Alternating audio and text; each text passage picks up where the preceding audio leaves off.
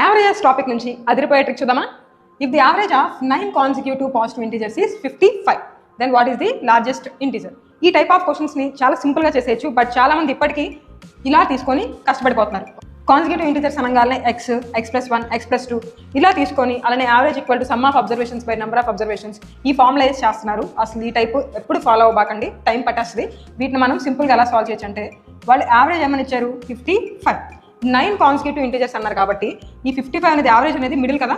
So మిడిల్లో ఉండే దానికి మనం యావరేజ్ అంటాము. సో నెక్స్ట్ అబ్జర్వేషన్స్ ఏముంటాయి, ఇటు 4 ఉంటాయి, అలానే ఇటు సైడ్ కూడా 4 ఉంటాయి, ఎందుకంటే యావరేజ్ మిడిల్లో ఉండాలి కాబట్టి ఇది యావరేజ్. సో వాళ్ళు అడిగింది లార్జెస్ట్ ఇంటీజర్ కాబట్టి 55. నెక్స్ట్ వచ్చే ఇంటీజర్స్ ఏంటో చూసుకోండి. కాన్సిక్యూటివ్ అంటే పక్క పక్కనే ఉంటాయి, 55, 56, 57, 58, 59.